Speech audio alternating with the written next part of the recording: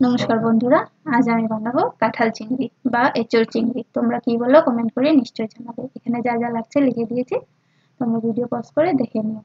আমি কাঁঠালগুলোকে কেটে ধুয়ে নিয়েছি, ধুয়ে একটু হলুদ নুন দিয়ে সেদ্ধ করে নিয়েছি।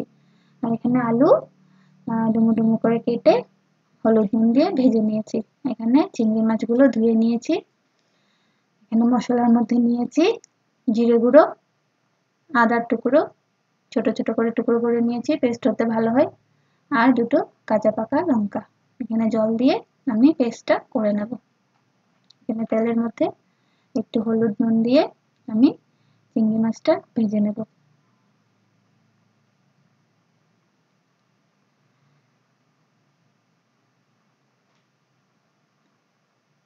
চিংড়ি মাছ ভাজা হয়ে গেলে সেই তেলের মধ্যেই আমি তরকারিটা সম্ভব দেবো, তাহলে গন্ধটা অনেক সুন্দর আসবে।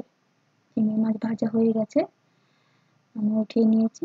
সেখানে এই কড়াইতে একটু তেল দিয়ে আমি কাঁঠাল তরকারিটা বসিয়ে দেবো। এখানে আমি ফোড়নের জন্য নিয়েছি জিরে, গোটা জিরে, দুটো এলাচ, দুটো লবঙ্গ আর একটা তেজপাতা। এখন এখানে আমি দিয়ে দেব সেদ্ধ করে রাখা কাঁঠালগুলো। আমি হলুদ নুন দিয়ে কাঁঠালগুলো সেদ্ধ করে নিয়েছি কালার সুন্দর আসার জন্য, তোমরা চাইলে এমনিও করতে পারো। এখানে আমি ভাজার জন্য দিয়ে দিয়েছি নুন। এখানে আমি পেস্টটা দিয়ে দিলাম মশলার, জিরে গুঁড়ো আর আদা আর কাঁচা লঙ্কা, সঙ্গে দিয়ে দিচ্ছি হলুদ গুঁড়ো আর একদমই সামান্য লঙ্কার গুঁড়ো। এখানে সঙ্গে একটু চিনিও দিয়ে দিলাম কালারটা সুন্দর আসার জন্য।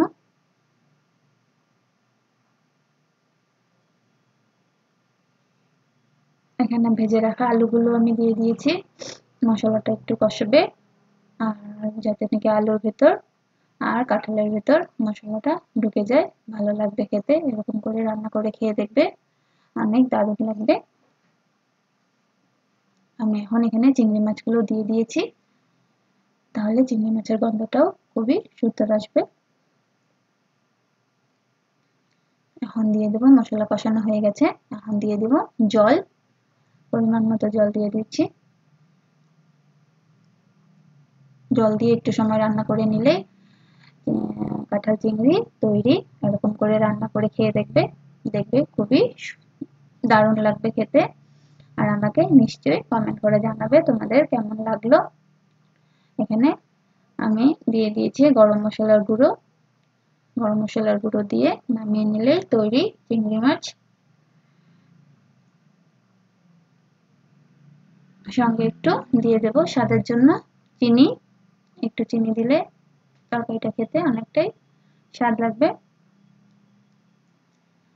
আর বলে দিই, আমার ভিডিও যদি ভালো লাগে লাইক করবে, শেয়ার করবে, কমেন্ট করবে, আর আমার চ্যানেলটাকে সাবস্ক্রাইব করে দিও প্লিজ। দেখো চিংড়ি, কাঁঠাল চিংড়ি তৈরি। এরকম করে বানিয়ে খেয়ে দেখবে, অনেক দারুণ লাগবে। নমস্কার বন্ধুরা, টাটা।